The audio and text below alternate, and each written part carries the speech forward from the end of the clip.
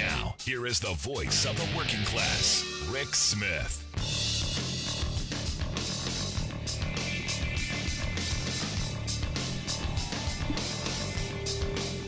And welcome, brothers, sisters, working class heroes. This is the Rick Smith Show. Thanks so much for being here today on the big program. Lots to get to, lots to talk about. Going to start off welcoming our friends in Madison, Wisconsin, listening on Double Devils Radio, WTTN, 1580 AM, 92.7, and on AM 540 WAUK.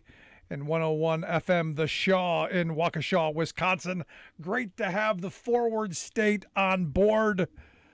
Look forward to hearing from you. Great to have you.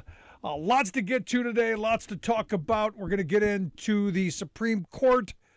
Oh boy, Republicans doing what Republicans do.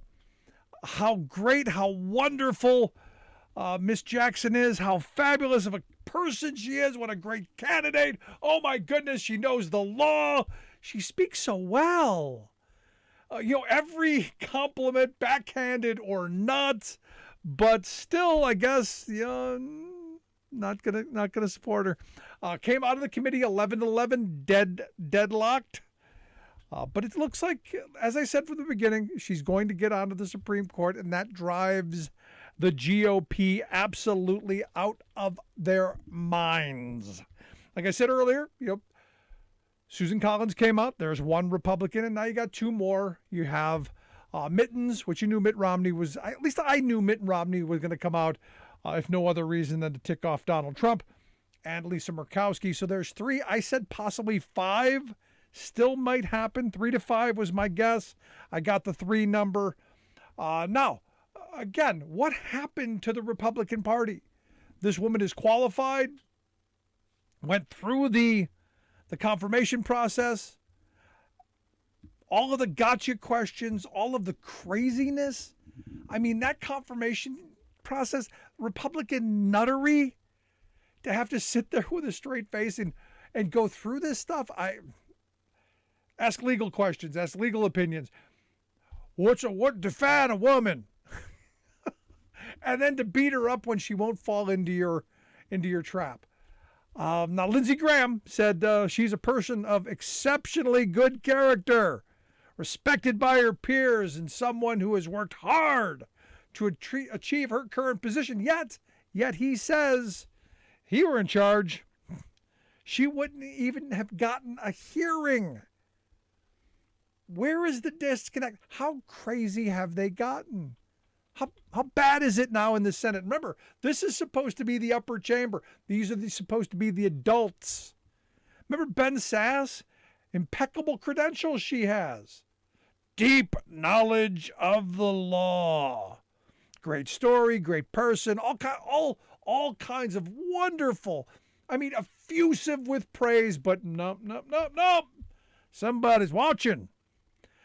He even talked about how when the cameras are on, the quote-unquote, his word, U.S. Senator, he said the jackassery then commences. I think he meant Ted Cruz. But still, Senator Sass not going to vote for her, or so he says, and didn't in the committee. No, maybe I'm missing something here. Maybe the bigger picture is the GOP knows something that we don't. I don't think so. Sad reality, these are folks who have bought the T-shirt. They bought the hat. They've got their flag out in front of their house. They got the team. They're on Team Red. And that's how they see the world. And this is sad. This is destructive to our democracy. It's destructive to our nation. And it's tearing us apart.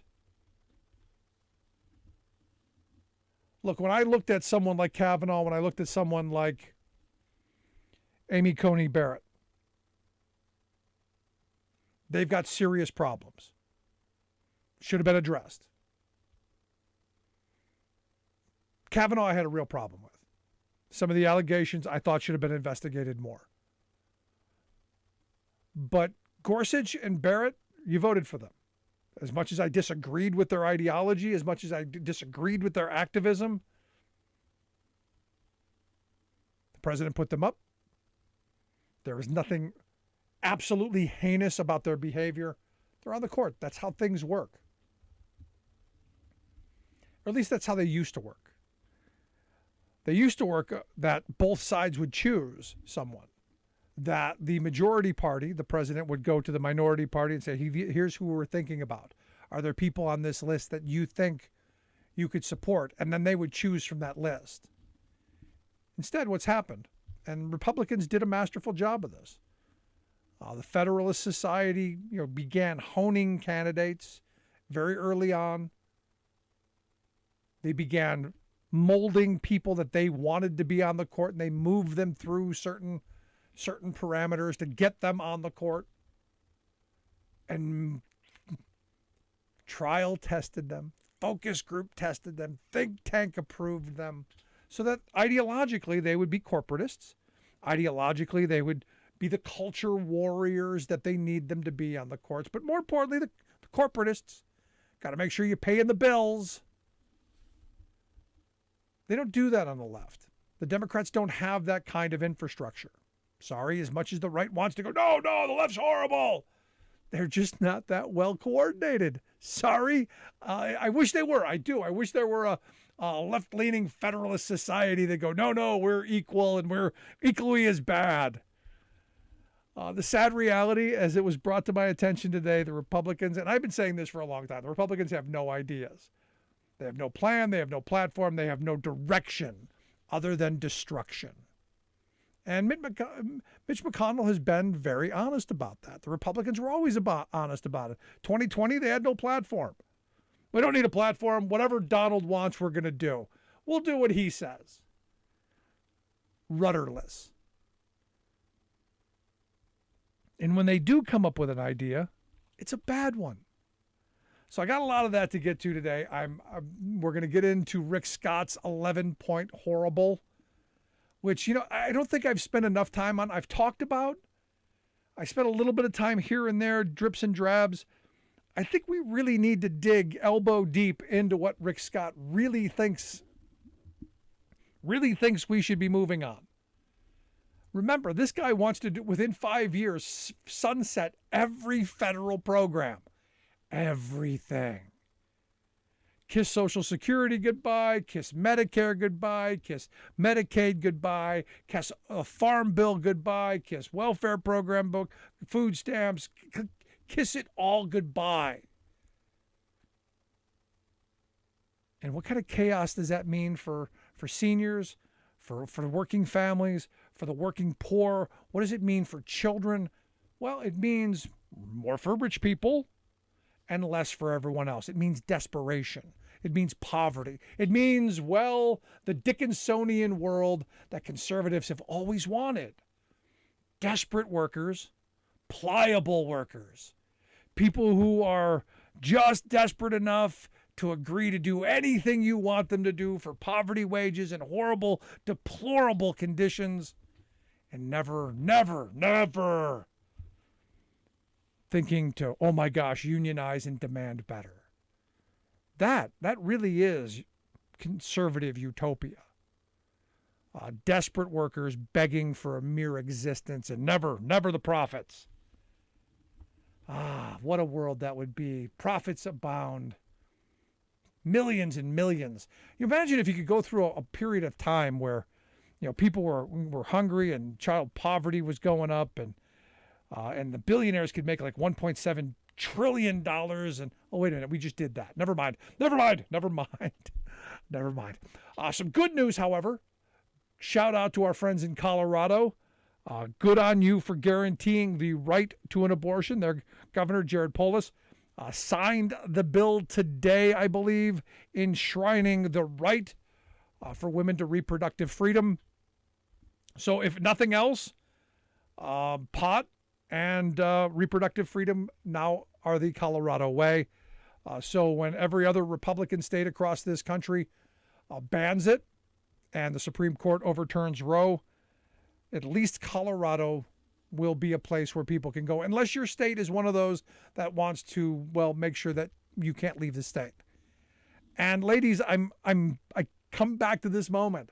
We are at a second in time where the control mongers, where the religious zealots among us, they are watching.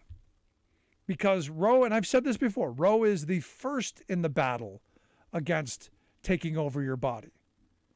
Roe is the first in the battles here.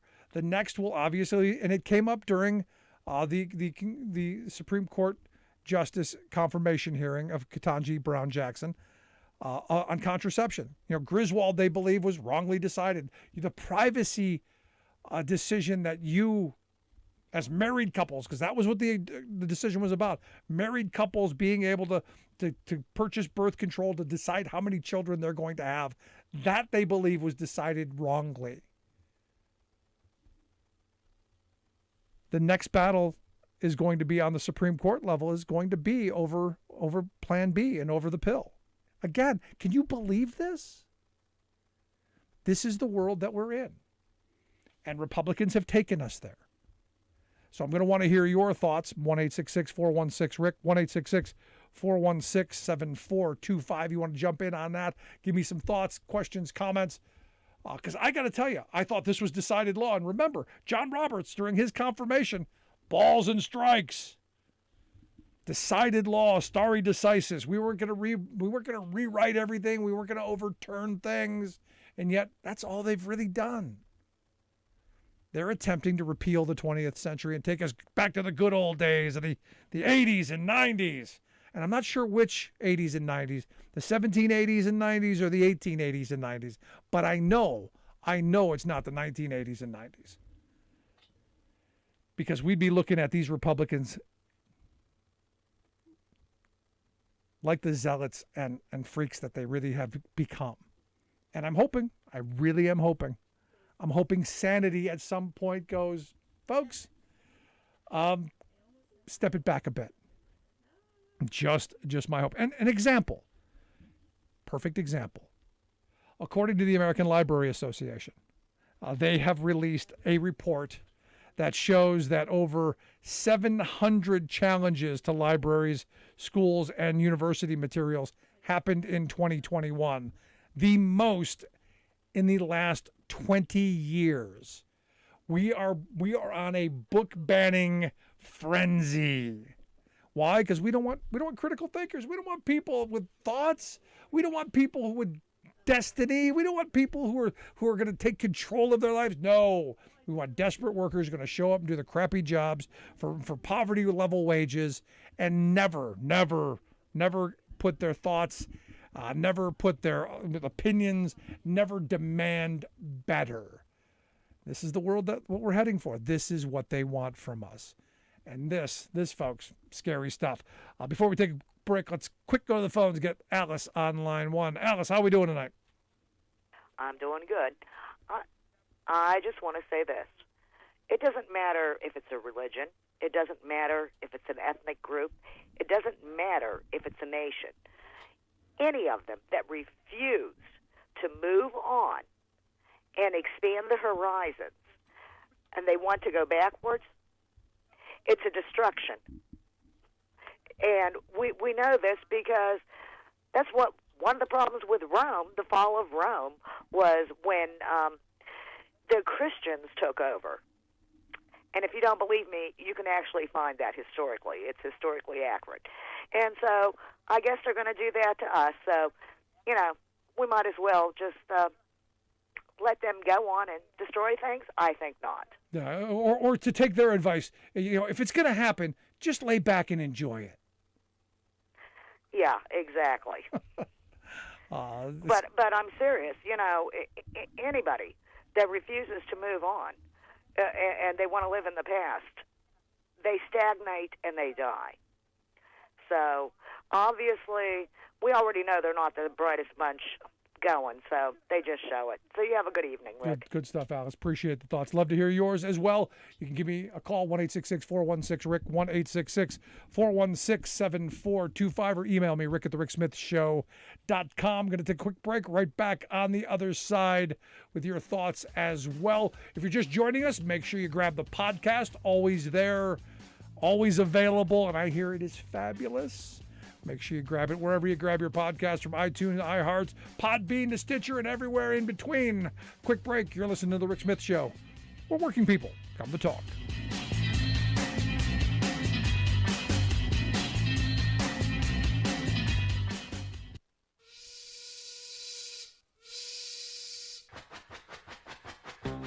If you're a fan of the show, you've heard our labor history in 2 segments, and you can hear them on the radio pretty much anywhere in the U.S. Labor history has never been more important than it is right now. So here's what we'd like you to do. Tell a teacher. Tell a teacher that labor history is important and that they can get digestible 2-minute lessons that are absolutely free. Free to download, free to use, free to share. Tell a teacher to go to thericksmithshow.com/history and help us put labor back where it belongs, in the classroom. You know, generations of American workers fought, bled, and died to build the American way of life. It's our job to keep their stories alive. Go tell a teacher that we're here to help them do just that. Find us at thericksmithshow.com/history today.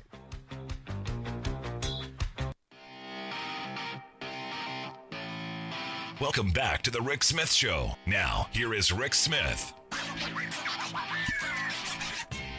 1-866-416-RICK, 1-866-416-7425. Thoughts, questions, comments, something on your mind. You can email me, rick@thericksmithshow.com. So, we're talking about book banning. Burning's coming next. Understand, these are folks who don't want critical thinkers. They don't want educated folk that, don't want any of that stuff. And it shows. It shows in our corporate policy. It shows in some of the stuff that comes out in in what they push on the government level. But The Intercept today came out with a report, thought very interesting.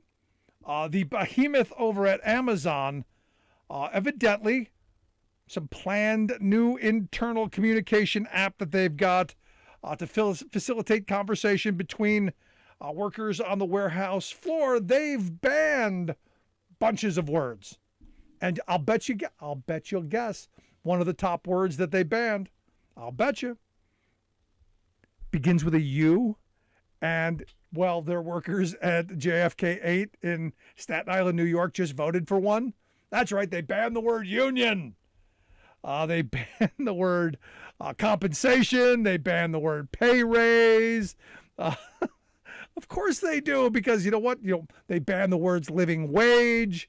They even banned the word vaccine, which is really kind of weird. They banned the word slave labor. How many people use the word slave labor in a daily conversation? Oh yeah, probably a lot of people at Amazon. So you might not want that in your daily communication at work. So what you do, you ban that.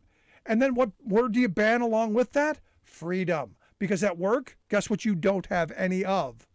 Unless you have a union, of course. You don't have any freedom. And the reason I bring this up is because there are tons of stories going around today that point out this Intercept story and all of these words that Amazon is banning from this internal communications app, because they don't want you thinking in this way. The word grievance has been banned, injustice, diversity, ethics, fairness, representation, favoritism, unfair, none of this stuff. They're going to ban it all. Even ban the word restrooms, which is interesting, very interesting, because because they don't want you really going there either, because the stories that we've heard, and we've heard a bunch of them.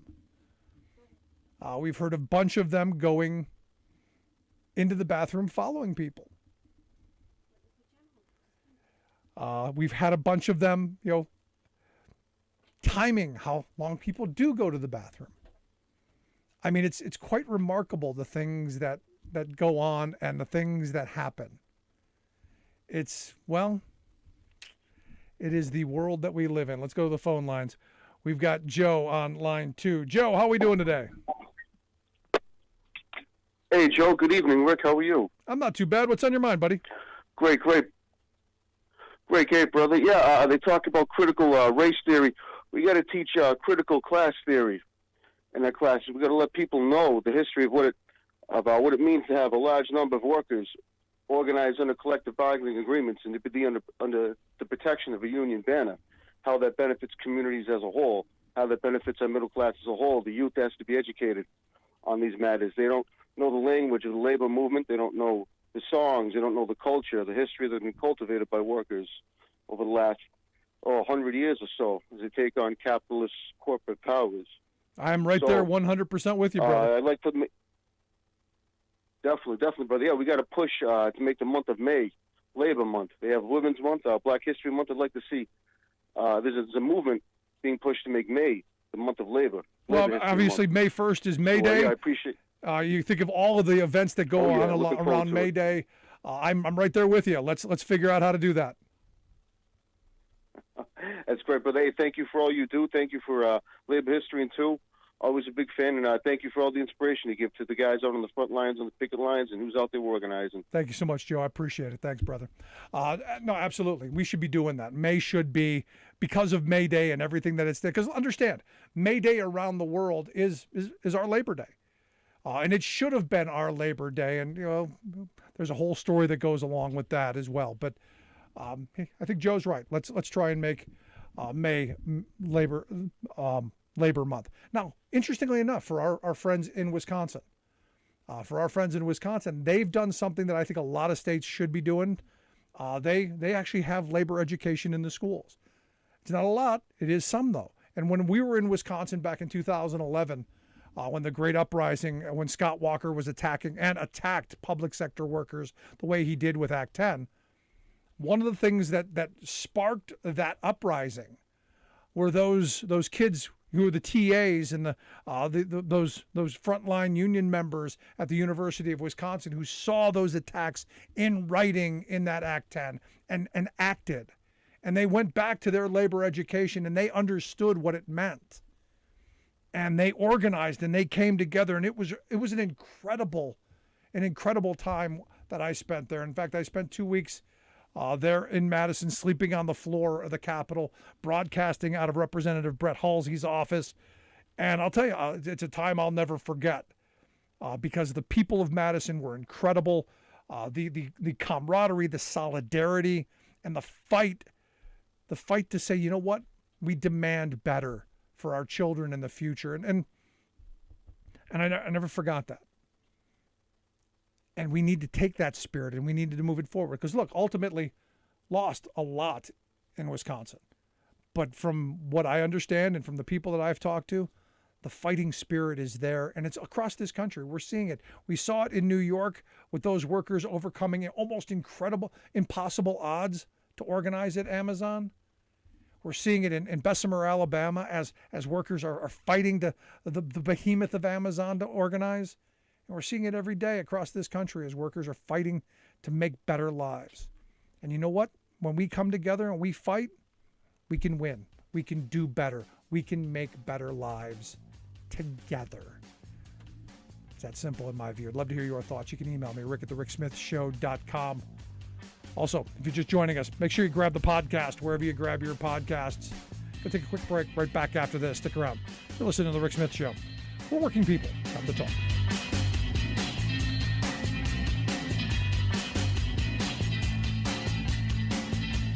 I'm Rick Smith, and this is Labor History in 2.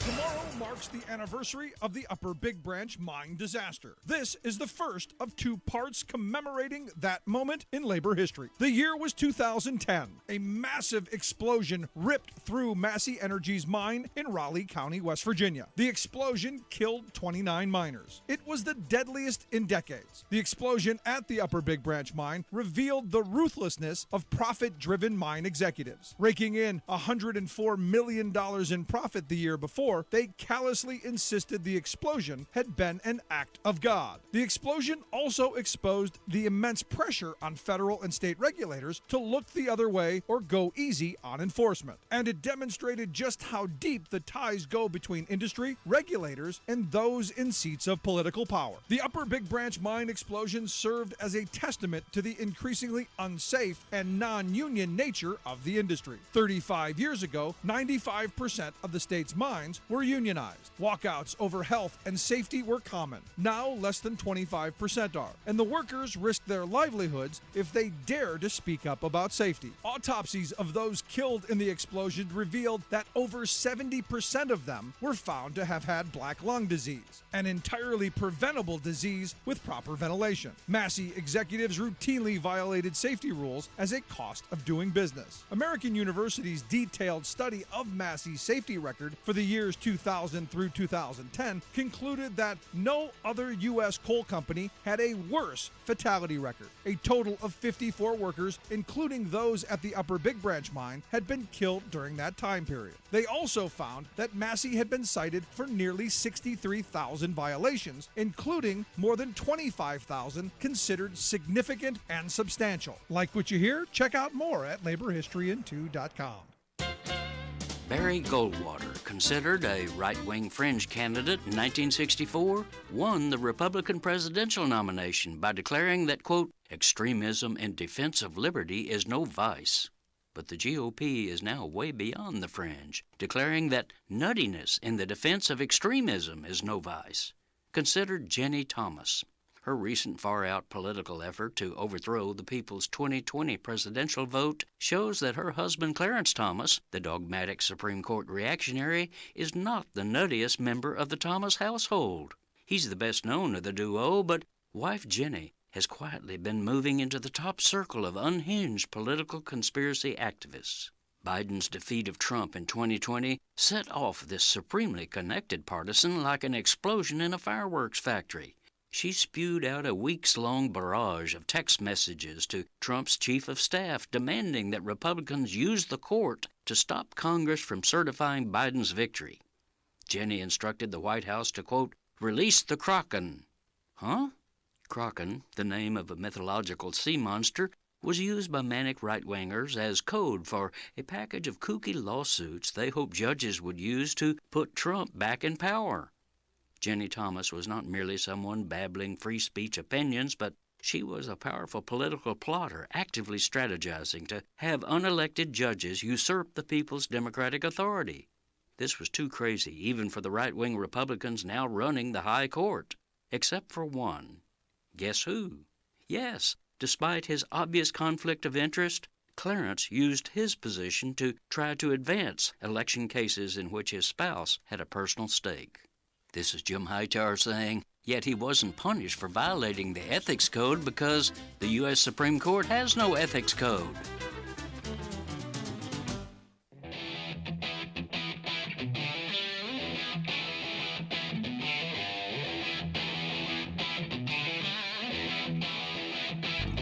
Welcome back to the Rick Smith Show. Now, here is Rick Smith. So President Biden called Fox News one of the most destructive forces in the United States. He also called Fox News owner Rupert Murdoch the most dangerous man in the world. And, I would argue the country. I still think Putin's worse. Although, to be honest, I think Murdoch, given what he's done to a generation in this country, I don't know.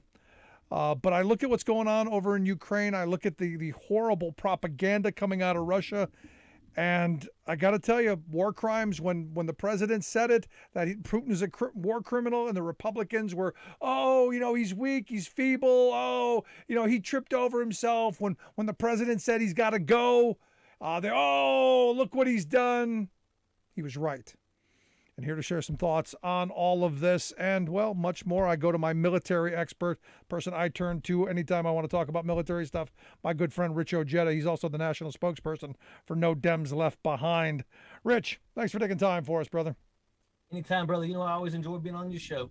So let's start with the president and the most dangerous channel, the most dangerous man, the most dangerous all of that. You buy it? Is he right? Yeah, I'll tell you this. I saw something today about New Zealand, and they asked New Zealand, why they didn't have so many problems like we have in the United States of America. And their answer was because we denied Rupert Murdoch the ability to come here and set up a station to basically poison our people. We know people that watch Fox News and Fox News only are poorly misinformed, and they're literally weaponized. And that's what Rupert Murdoch has done. And the sad part about this is that there should be abilities to deal with people like him and stop him with what he's doing. He is literally stealing people. He's destroying their minds and basically setting them up to be anti-American while they're living here in America. Yeah, and look, I point to that F channel and one of their main hosts, the bow tie guy, who, the big story that came across my desk today was evidently the bow tie said, what if these bodies of tortured dead civilians were staged? What if they're fake? What if the Ukrainian military killed them and then blamed Russia? I'm not saying any of this is true. I'm not saying it's true.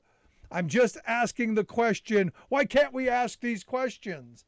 Because that's Russian propaganda there, bow tie. Yeah, he's doing that because he's trying to actually make people think, and I mean, look, I watched, and you did too, I'm sure.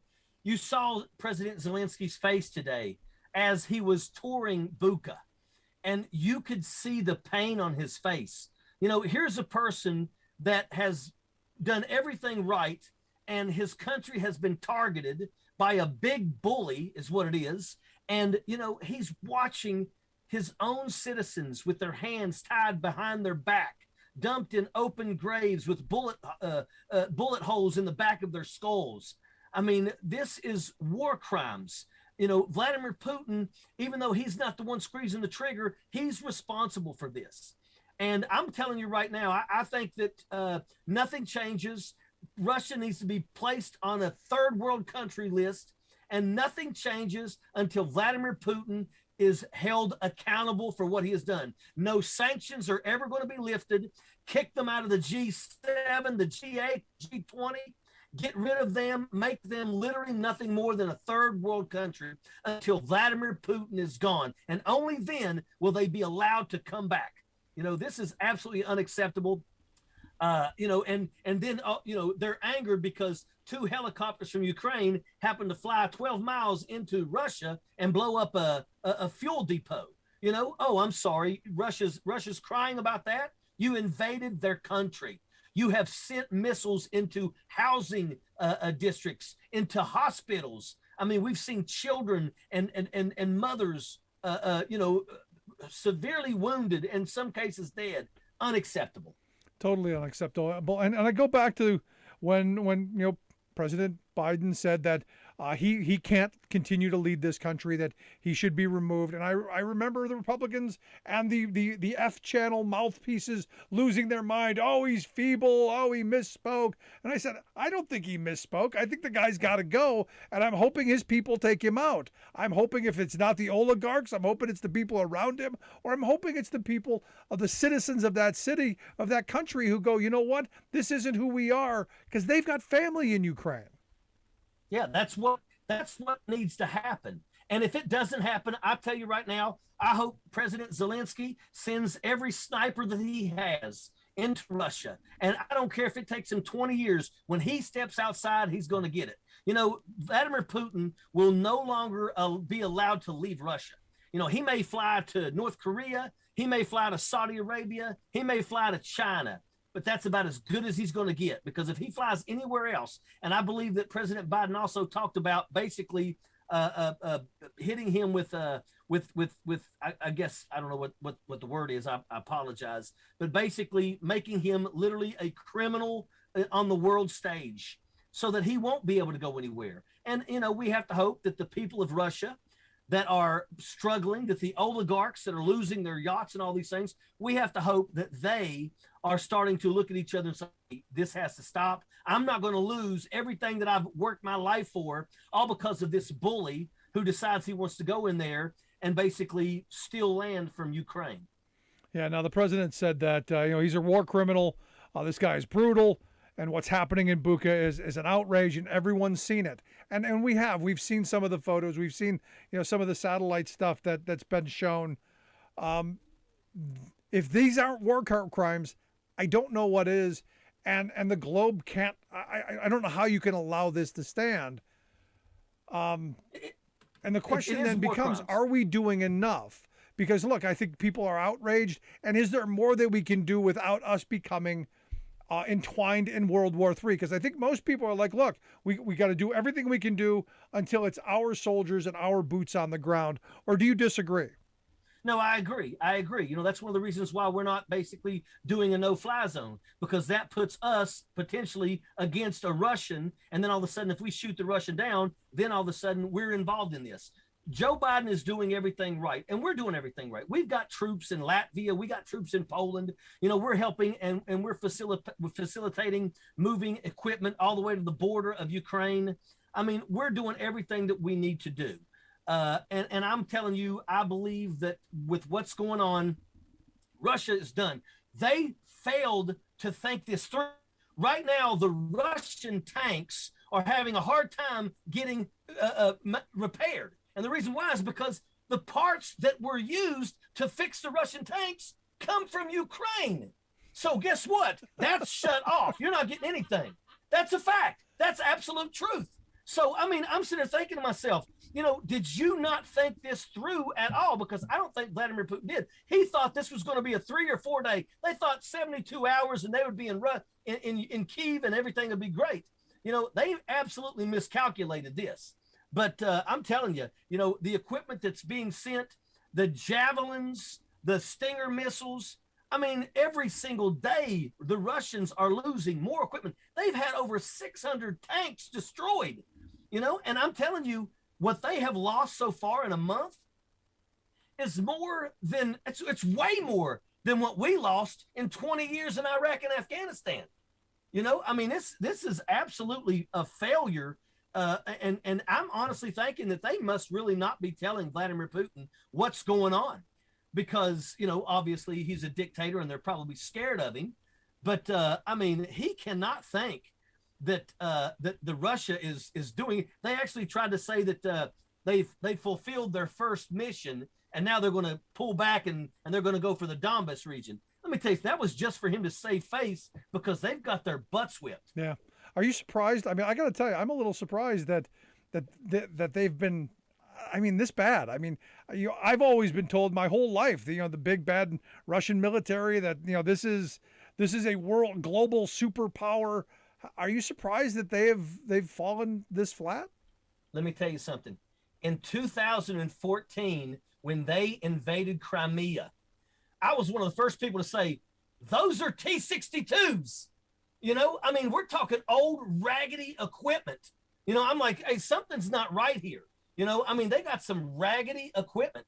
And then when you think about it, they are absolutely waging war on rail. They use trains, and you can't even get 40 miles into your next door neighbor, and you're running out of food, water, and fuel. I mean, this is a colossal failure. The truth is that we've all thought that Russia was the big, bad, tough bear. They are a paper tiger is what they are. And I'm telling you right now, I have no fear. And I'm serious. I think that here's the thing. Anytime you're fighting somebody on their own soil, you have to understand it's going to be a fight. We beat Saddam Hussein's army in 30 days, but then we found ourselves in an insurgency where the average citizens in Iraq that looked like they were nice, smiley, happy people in the daytime, at nighttime were bare, and we were hitting them the next day. And that's what's going on right now. We're fighting people in their own Afghanistan, fighting people in their own backyard. They know the hiding places and they know where to hit you from. And that's what's been going on in Ukraine, and Russia has failed miserably. Yeah, no, I mean, but you say you're not afraid of them. I mean, they're still a nuclear power. Are we not concerned? That's it. Well, no, at the end of the day, I mean, you got to be careful that Vladimir Putin don't realize my life is over, and maybe he becomes that guy that says, let's do it all in. But honestly, I kind of believe that there's always enough people around that are smart enough to realize we can't allow that to happen. It's like when General Milley called China, at the end of Trump's administration, because he wanted to say, hey, look, man, don't worry about it. We've got our eyes on this guy. We're not going to let him do anything stupid. I'd like to think that there's enough people in Russia, these oligarchs and these generals, that realize that, you know what, with Putin gone, it gives them an opportunity to have better. It gives them an opportunity to take that spot. I'd think that the number 2 guy in Russia right now has probably already had a lot of conversations with these oligarchs that have lost everything. So I'm not worried about that. I got to think he's not walking near any open windows, though, because out of fear of Putin having him pushed out. But that's just my thought. You're listening to The Rick Smith Show here with Rich Ojeda. Rich is the national spokesperson for No Dems Left Behind, NoDemsLeftBehind.com, the website. We'll get links out on social media. You can check out the work that they do. I wanted to get you, since you brought up Trump, I wanted to get your thoughts on the fact that the president said that he thought Trump should be prosecuted, and is confident that some of the things that are coming out from his inner circle, that he's confident that that may actually happen. Thoughts? Yeah, the Department of Justice just basically come out, and what they said is, they're trying to find intent. And now the people that collect the records, what are they called? I'm trying to sit there and think what they are. The presidential diarist, the person who takes all the notes and everything like that. What they're saying is by Donald Trump telling them on the 5th, stand back, we don't need you, and basically cut them off. They say, iced out. Now what they're saying is that happened, they're saying that basically shows that Donald Trump had intent because he knew that something was going to happen the next day. They're saying that the diarist for the president actually may have the ability to take him down. Wow. And look, I want him held accountable. I want people who break the law held accountable, just like you would be held accountable, just like I would be held accountable. And what's interesting to me is all the things we've been talking about for the last couple of years seem to be coming truer and truer each and every day. So for me, the hope is that we hold criminals accountable as we would each and every one of us. Now, your organization, No Dems Left Behind, lots of folks out there running for office. Lots of people that we need to be putting into power. And look, I've said, if you're a working class person, get out there, run for something. I don't care if it's dog catcher, but we need people like you, like me, people who work hard, play by the rules. We need those folks in the halls of power, don't we? Absolutely. And I'm going to tell you, I'm actually bringing a guy on my nightly live here in a couple of days to do nothing but explain to the people who get on there every night how to unionize. I'm telling you, it's time to strike while the iron is hot.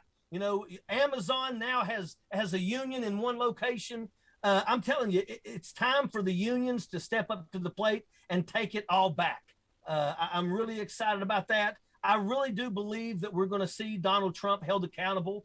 I think that everybody was worried that the Department of Justice wasn't doing anything. And then we realized nobody knew that the Department of Justice was investigating Rudy Giuliani until they kicked his door in and stole all these burner phones. Nobody knew that the Department of Justice was going to do anything against the leaders of the Proud Boys and the Oath Keepers until they indicted them. So, I believe right now that what they're doing, they're being as thorough as possible, but I'm feeling very comfortable that in the end, we're going to see Donald Trump held accountable, and we're going to absolutely see all these people that elevated him. I think they're going to go down. They're going to become pariahs, and that's where they should be. There you go. Rich, I appreciate the time. As always, great stuff, my friend. Look forward to talking to you again real soon. All right, my brother. Airborne. Our good friend Rich Ojeda. Make sure you check out the work that he does over at No Dems Left Behind. Going to take a quick break. Right back with your thoughts. 1-866-416-RICK. 1-866-416-7425. This is The Rick Smith Show. We're working people. Come to talk.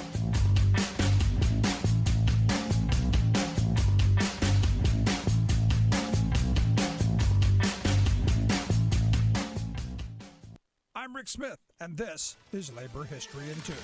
On this day in labor history, the year was 1968. That was the day that Dr. Martin Luther King Jr. was murdered by an assassin's bullet in Memphis, Tennessee. He was in Memphis to support AFSCME sanitation workers who were out on strike fighting for better wages and working conditions. In the later 1960s, Dr. King's organizing had increasingly turned toward addressing the poverty, unemployment, and unfair working conditions faced by black workers. As we pause to honor the memory and legacy of Dr. King today, let us take a moment to reflect on his words. In a message he delivered to a gathering of Teamster Local 815 shop stewards on May 2nd, 1967. In his speech, Dr. King discussed the wave of labor organizing in the 1930s. He recounted the difficulties faced by workers forging new unions. He said, "Yet there was one thing that was won, one thing that was fought for as indispensable, one thing for which all the pain and sacrifice was justified, namely union recognition. It seemed so minuscule a victory that people outside the labor movement scorned it as, in fact,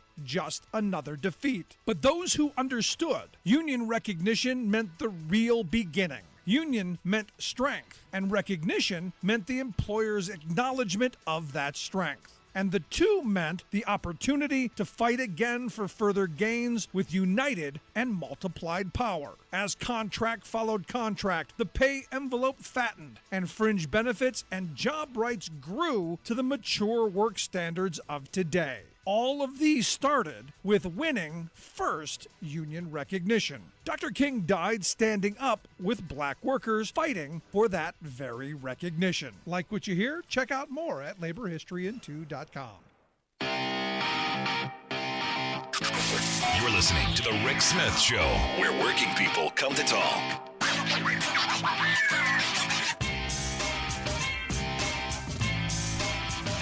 Sandy sent me an email during the break that said, "Rick, I work for a large employer, and they monitor our computers daily for certain keywords, union being one of them. You'd be surprised at how many employers actually monitor the daily keystrokes of their workers. This kind of thing cannot continue. Workers have to organize, have to fight back." And look, this is the reality. This kind of surveillance state has been allowed to happen for far too long. And it's creeping into everything that we do. Again, not new.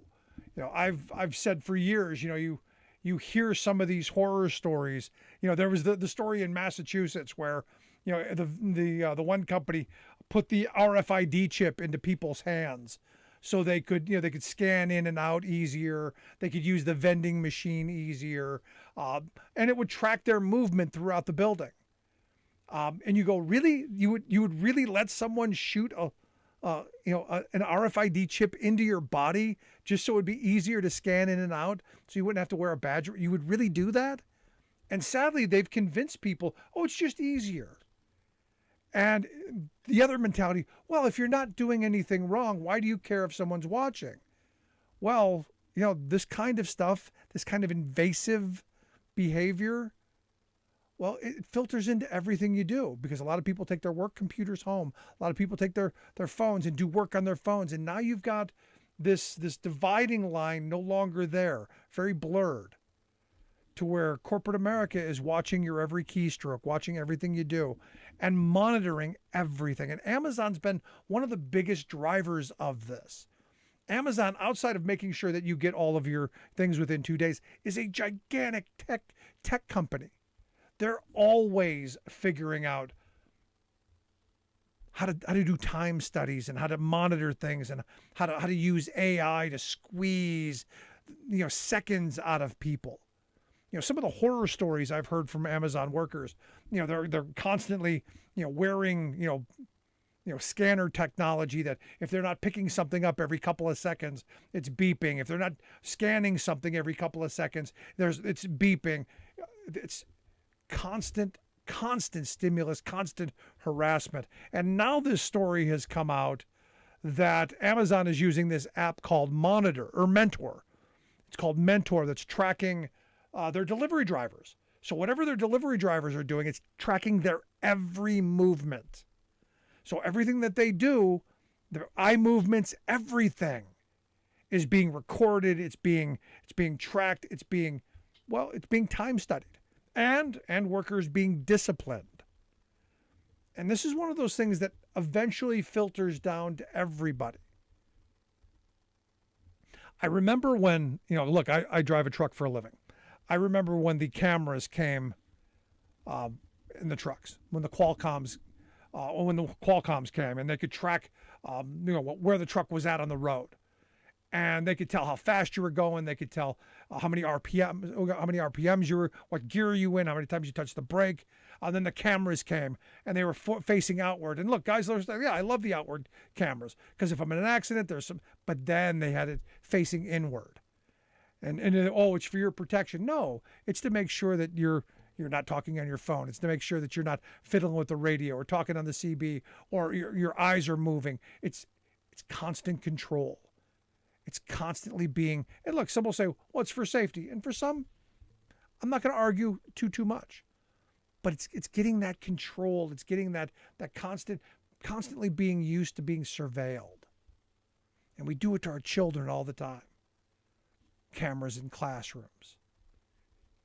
Video cameras everywhere. My kids, when they get a computer from the school, there's an agreement that they can turn the computers on whenever they want from the schools. And we've heard stories of schools turning the cameras on while the kids are at home. And you go, really? Yeah. Is this the world that we want to live in? In a place where the workplace is, constantly surveilling you. 1984 was not a playbook. It was a cautionary tale. And while I'm not a Luddite, now I'm not someone who says we need to smash the machines, we do need to be very, very judicious on how we allow them to be used around us and how much power we give AI over us. And how much control? And how much we give corporate America and government. Look, I'm a big supporter of government, only because I believe government is how we collectively do things, all of us together, that we can't do individually. Abusive government, I'm as fearful of and as willing to take on as anybody else. This kind of information can be dangerous. And it's something we've seriously got to fight back against. So, I guess what I'm asking, are you okay with this? I remember telling people, if you ever walk by a UPS truck and you've heard that constant clicking, like there's a clicking as you walk by, I'd say, that's just to find how long the driver's butt's out of the seat, because they're timing the driver and how long it takes them to get out to do a delivery. This Amazon app, this takes that to a super level. Not only is it how long they're out of the seat, it's how long they're driving, it's how long their eyes are fixed on a certain place. It's how long they're waiting at a red light, how long it takes them to accelerate off of a green light. It is so much information, and a lot of it's even subconscious. This is dangerous stuff.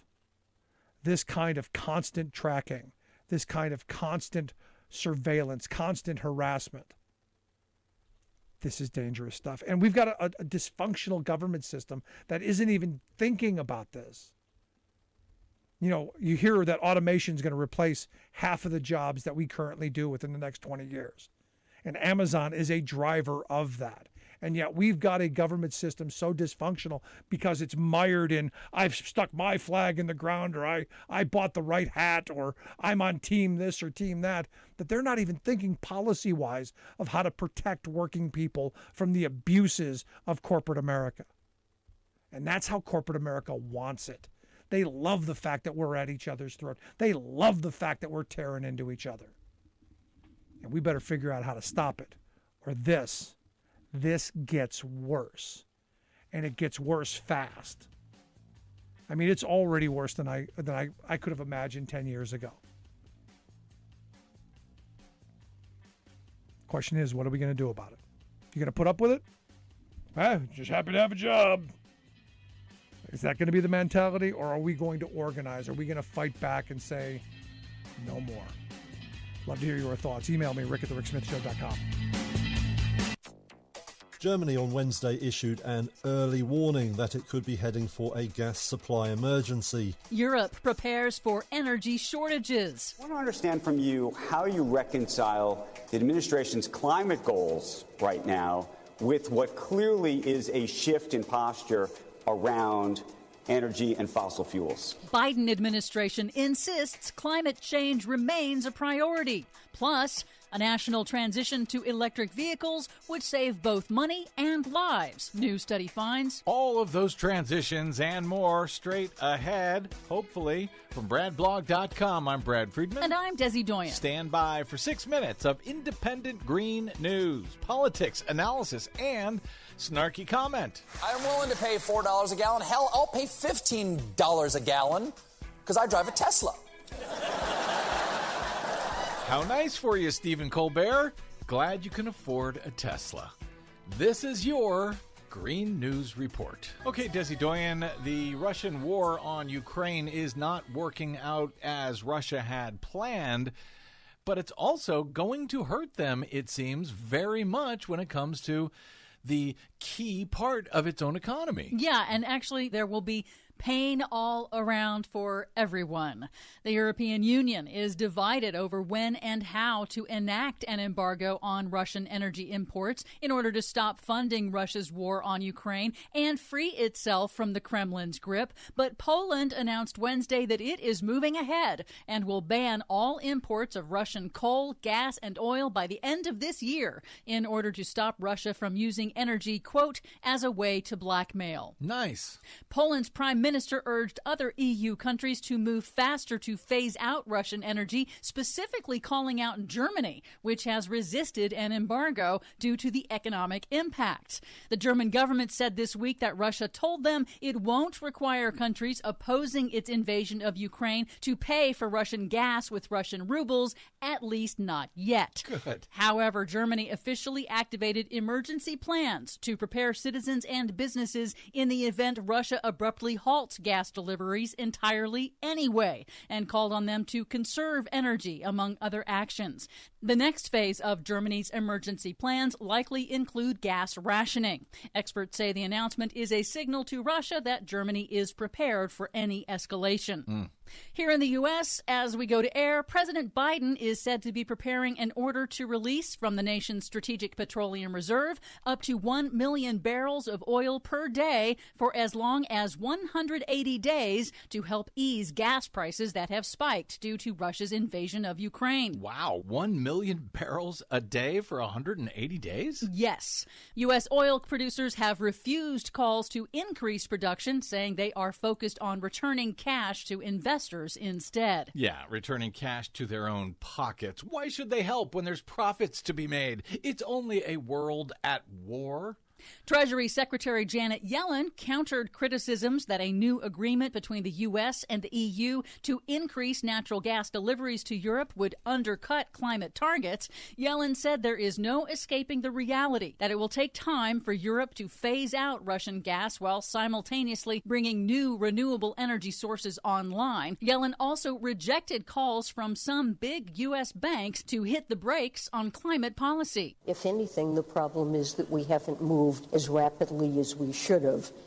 Europe and the United States would be less exposed to the pressures that this conflict is putting on our energy markets if we had greater reliance on renewables. A new report from the American Lung Association finds that a nationwide transition to electric vehicles would save both money and lives. A full transition to EVs, if powered by a clean electric grid, would dramatically improve air quality and generate more than $1 trillion in public health benefits, plus save more than 100,000 Americans from premature death caused by toxic air pollution over the next 30 years. Yeah, but big oil is not going to make big profits. Finally, a bit of optimism. A new analysis finds that clean energy sources produced more of the world's electricity than coal in 2021, with wind and solar now comprising more than 10% of global electricity for the first time. That's good. Plus, The world is on the verge of installing its first terawatt of solar electricity. That's 1,000 gigawatts of solar electricity. According to Bloomberg News, it took decades to get from the first primitive solar panels of the 1950s to reach this milestone, but they report that the second terawatt will come in less than 4 years, with solar and wind energy now the planet's cheapest energy source. Nice. For much more on all of these stories and the ones we couldn't get to today, check out our website at greennews.bradblog.com. Find, follow, and share us planet-wide on the Facebooks and the Twitters at Green News Report. Are you tired of think tank approved corporate news and commentary? Are you tired of CEOs telling you what to think, who to hate, and who to vote for? Well, welcome to the Rick Smith Show. We don't take orders from some boardroom, and we don't do focus groups or talking points. We don't work for them, and we never will. I'm Rick Smith, and I work for you. Join us daily at thericksmithshow.com and download the podcast and never miss a minute.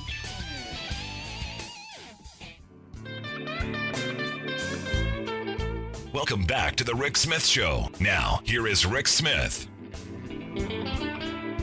So as I said, Florida Senator Rick Scott has his brilliant plan. Now, look, ultimately, this at least something. The Republican plan of whatever Donald wants, I don't know is all that great of a plan. I'd like at least the fact that he wrote something down, even if it's all bad. And I guess our choice on the Republican side is no plan, get nothing done, do nothing, or do really bad stuff. So I guess that's our choice. Nothing or worse. And I'll tell you, I'm going to side with McConnell. Don't do anything, kind of the do no harm kind of mentality. But Rick Scott's got an idea, heaped in a lot of jingoism, and we're going to say the national anthem, and we're going to salute the flag and do all that stuff. But also, because you got to have the cultural, ideological stuff, but also a lot of very draconian, ugly, hateful kind of economic stuff. Like, for instance, according to Rick Scott, they're going to sunset all federal programs every 5 years, which means from the date that they enact his plan, in 5 years, Medicare, Social Security, Medicaid, the Farm Bill, aid to families, food stamps, all of that stuff gets, thrown out, and they're going to have to redo it again. And, this is where Mitch McConnell and the do-nothings come in. And here to share some thoughts on what this could mean and, is this a good idea or a bad idea? I've asked my good friend Will Rice to come talk with us. Will is a consultant with the good folks over at Americans for Tax Fairness. Will, thanks for taking time for us. Thanks for having me on, Rick. It's good to be back. So I look at the plan. I at least give credit to whoever the printer was who did a nice job with the glossy pages and the jingoistic flag pictures and all of that they put together with Rick Scott's little brochure. But to me, there's a lot of horrible here. At least that's my thought. Well, I agree with you. And I have to actually say, I'm not sure that I agree with the choice you set up at the beginning. I don't think McConnell is necessarily do nothing. I think McConnell is also do bad, but he's just not going to tell you what he's going to do. Okay. That's what he said. He said as much. He said, if you want to know what we're going to do if we gain the majority, wait till we gain the majority. So it's either bad stuff or bad stuff in a box that we can't see. So I don't think it's even worse choice. But what you mentioned there, the sunsetting of all federal legislation after 5 years is crazy. Is no way to run a government, and there's no assurance that any of these things will be carried on. Coming from a tax organization, the thing that drew my attention the most was, and what's gotten the most media, I think, attention, is him saying that every American should pay some federal income tax, however small, so that they quote unquote have skin in the game. Now, what that means practically is that 100 million of the lowest income Americans will be suddenly forced to pay federal income taxes. Now, just because they don't pay federal income taxes now doesn't mean they're not paying taxes. As we all know, they're paying gas taxes at the pump. They're paying Medicare and Social Security taxes. They're paying local taxes. They're paying state taxes. If they buy wine or beer, they're paying taxes there. So they're paying taxes. And plus, if they're veterans or teachers or firefighters, I think they have plenty of quote unquote skin in the game. But he wants to make sure that they also pay federal income taxes, which really originally and still is largely, it's supposed to be a rich person's game. It's supposed to be a way of us making sure that we have enough money and that we get that money from the people who are best able to pay. Yeah. Now, so here's the thing. Here's where I agree with Rick Scott. I think everyone should pay federal income tax. But here's where I differ from Rick Scott. I think with that idea should come a raise in the minimum wage to a level where the income, where we raise those people, those 47% of people that Mitt Romney talked about, who are the scofflaws who don't pay federal income tax, who I argue would love to pay federal income tax if their earnings were high enough. I say we raise the minimum wage high enough to where those good folks could pay federal income tax. Thus, everyone pays federal income tax. Sure, but Rick Scott leaves out the first part of that. He has no plan to raise people's incomes. He just wants to take more of their money while they continue to have a low income. And the people that I'm actually more interested about paying something, and who often pay zero now, are billionaires like Jeff Bezos and Elon Musk and Mike Bloomberg. There was a big expose last year by the group ProPublica that revealed that all those guys have in recent years, sometimes multiple years, paid zero federal income tax, in spite of having billions and billions of dollars and their wealth going up by billions of dollars. So if you're going to decide to focus on everyone paying something into the system, I would start with the billionaires and not with the minimum wage workers. I am right there with you. We start with those people at the top. But here's the thing. Joe Manchin said, well, it's an income tax. These people don't have income. They just have lots of wealth. And I think that's part of the problem that we have. Rich people have figured out that the game is rigged, that people like you and me and our listeners who punch a clock and earn every dollar that they collect at the end of the week, that those are their earnings. They get a W-2 at the end of the year. They pay tax on every dollar of that. They don't make their living the same way Jeff Bezos does. He borrows money. He does all kinds of gimmickry to evade taxes, which is why I think we need a special way like an inheritance tax once again, or other ways, a windfall profits tax like we should have had over the pandemic. There's a whole bunch of ways we should be extracting a fair share amount to help us fund education and healthcare and infrastructure and national defense and all of the things that we've been needing for so long, that we've been raising our national debt to take care of while they walk away scot-free. Absolutely. In fact, President Biden just recently announced a plan that would do that very thing, figure out a way of effectively taxing billionaires. It's called the Billionaires Minimum Income Tax. And what it does is it recognizes the fact that the rich make their money differently than most Americans. Their major source of income is the rising value of their investments in the stock market, private businesses, fine art, real estate. And yet the way the tax system works, none of that gain is taxed every year and can in fact go untaxed forever. And President Biden wants to put an end to that scandal. And just like, as you say, workers are taxed as they earn, billionaires and other super rich people should be taxed as the investment income rolls in. And that's not what happens now. Yeah, but here's the thing. You're listening to the Rick Smith Show here with Will Rice. Will's a consultant with the good folks over at Americans for Tax Fairness. You want to check out their website, americansfortaxfairness.org. We'll get links out on social media. You can check out the fabulous work that Will and their group do over there at Americans for Tax Fairness. The most insidious part of this whole plan for me, Will, is that they couch this in the class war. In the culture war. They talk about defending the American family. They talk about protecting the babies and the flag and all of this stuff. When all this really is a giant ripoff to working people and a giant theft of wealth from the working class of this country. And they know it, but they use all that other stuff to try and keep us stupid. And the sad reality in this is that, in my view, this is going to kill people. that we're making poor people poor. They know that if they sunset all programs, they're never going to bring Social Security back. They're never going to get Medicare back. They're never going to take care of people when they're sick. They're never going to take care of the disabled and the poor and the indigent. There's never going to be those programs again, and people are going to die. And I believe that's what they want. They want to kill people off because, need to decrease the surplus population somehow. The fact that we can't get $35 insulin, the fact that we cannot get something as simple as that they know is preventative, that can keep people from being chopped up, from losing limbs from diabetes. The fact that they can't do that tells me they don't care about people, because they know that without insulin, people are going to get their feet, their legs, their arm, their feet, stuff chopped off, go blind, and end up dead, and they don't care.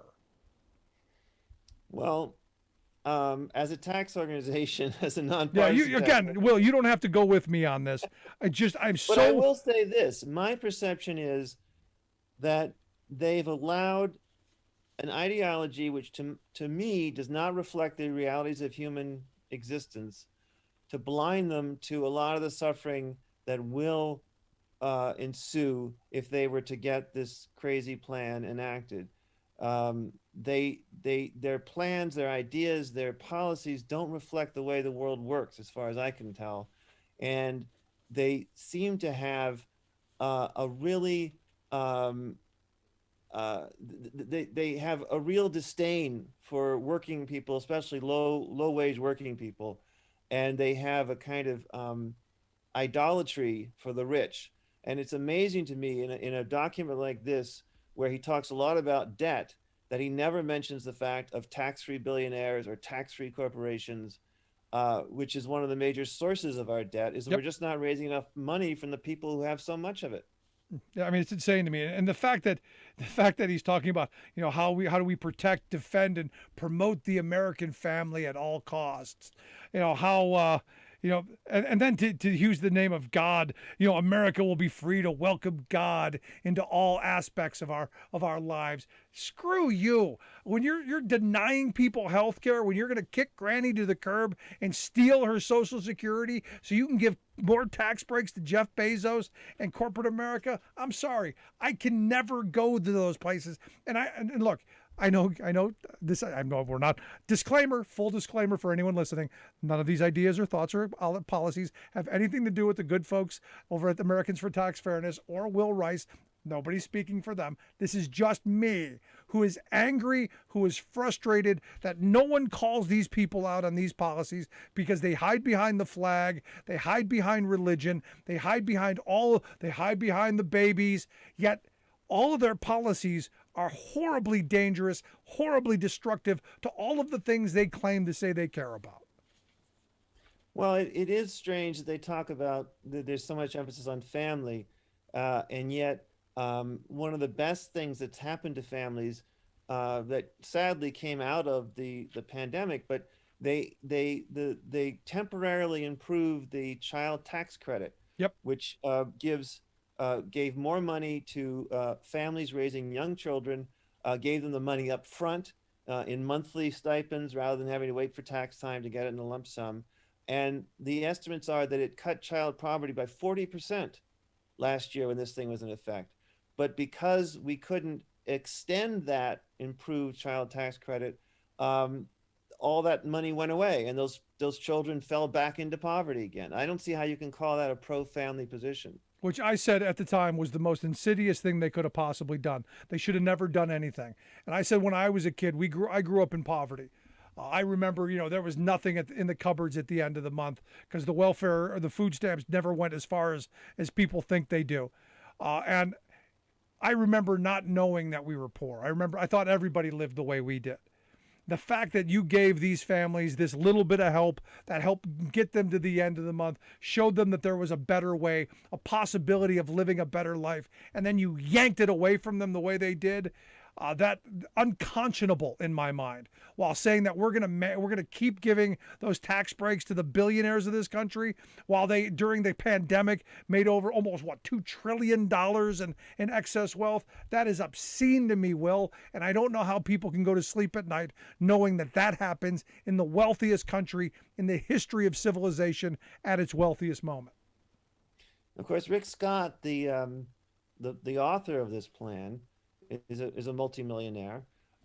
He talks about coming from humble roots. I guess he does, and I'm glad that he has made a success of himself.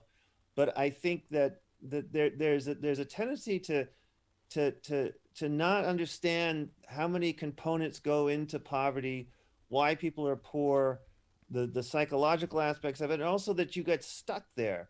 And it's not that it necessarily spurs you on to greater effort. You can just get enervated from it. And something like the child tax credit that gives you a little bit of breathing room can help you plan, can help you strategize, can help you figure out how to get maybe a little bit of a better job.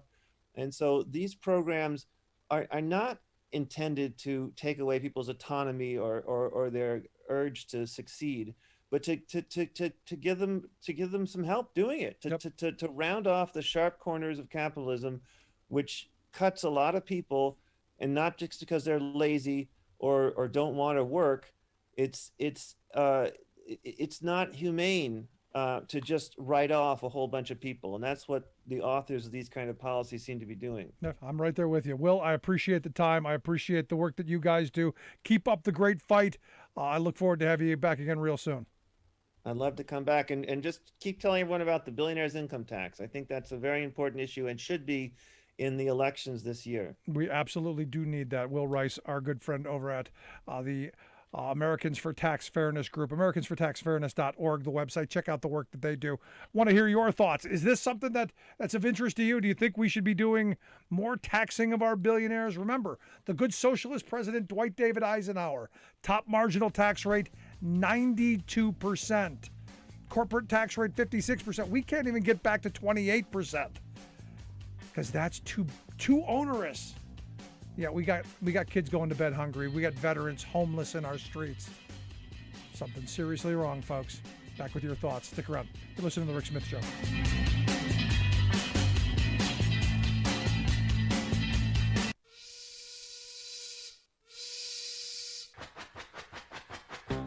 If you're a fan of the show, you've heard our labor history in 2 segments, and you can hear them on the radio pretty much anywhere in the U.S. Labor history has never been more important than it is right now. So here's what we'd like you to do. Tell a teacher. Tell a teacher that labor history is important and that they can get digestible 2-minute lessons that are absolutely free. Free to download, free to use, free to share. Tell a teacher to go to thericksmithshow.com/history and help us put labor back where it belongs, in the classroom. You know, generations of American workers fought, bled, and died to build the American way of life. It's our job to keep their stories alive. Go tell a teacher that we're here to help them do just that.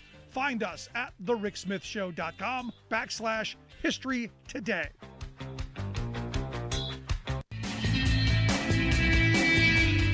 Welcome back to The Rick Smith Show. Now, here is Rick Smith. So, interesting story over at the Reuters. Reuters points out that ExxonMobil's first quarter results are in. Anybody fancy a guess on how the first quarter results are doing? Evidently going to top a 7-year quarterly record. That's right. Their operating profits from pumping oil and gas alone up $9.3 billion. At quarter ending, March 31st, showed operating profits from oil and gas jumped by as much as $2.7 billion over the prior quarter of 6.6 to $9.3 billion. You want to know why your gas prices are so high? I know it's Joe Biden's fault. It's Joe Biden. No, I would argue here's a good place to look. Right here would be the oil companies. the ones who are making sure that they make their money back from the pandemic, because got to make those investors whole. In fact, shares of Exxon have jumped 36% year to date. Let me see. Wait a second. Why would gas prices be so high? Joe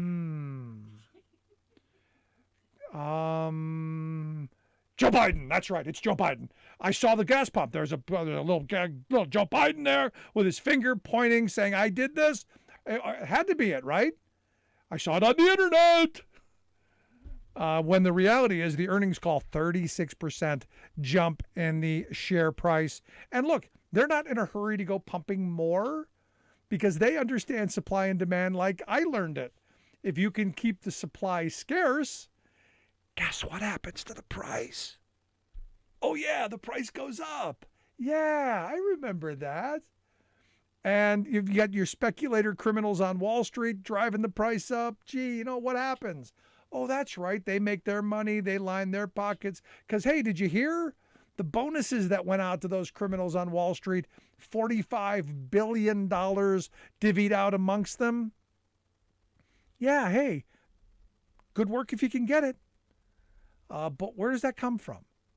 Well, it comes from everyday average working people. You're paying that. And look, you know, the reality, I'm not against people making a living. I'm not against corporate America making a profit. I think every company should make an honest profit. But at what point do you go, wow, the greed? For instance, today I came across a story someone sent to me. Someone claims that Western Union is charging people to send money to Ukraine, and an obscene amount. And I'm going, really? In this moment, you're making profit off of people's misery? Who would do that? Oh yeah, corporate America. Yeah, because other people's pain and misery is their profit. And you hear, but Rick, you're talking socialism. No, I'm talking decency. And we're in this moment, folks, where, you know, should we be talking about a windfall profit tax on these huge corporations? I think so, yes. Should we be talking about a windfall profit tax on these billionaires who line their pockets in the most obscene way during a pandemic when people are struggling to make ends meet, when we were going, you know, trillions of dollars in debt to make sure that families could make it through the pandemic? Absolutely. You know, we're $30 trillion in debt. Why? Well, big part of it is we kept cutting taxes on the wealthy. We have created the largest billionaire class in the history of civilization. And why did we do that? Because we were told that they're the smart people. They know what to do with the money. They're the job creators. Because they sign the front of the paycheck. This is what we were told, wasn't it? They're the smart people. They know what to do with it. And they are. They do know what to do with it. Make more money for themselves. But we were told they were going to create jobs with it. Oh, that's right, they did. Yeah, in China and elsewhere. But we were told those are going to be those good jobs, those family-sustaining jobs, those what was going to be the next generation jobs. Give up those dirty factory union jobs, those ones that had really good health care, the ones that generations worked in the mill and communities were built around. No, we don't need that dirty stuff. Let the Chinese do that. Let our trade policy destroy those communities and those jobs. We're getting the next generation, the smart people jobs, which are now all gig work. And now you got people who are willing to fight over those.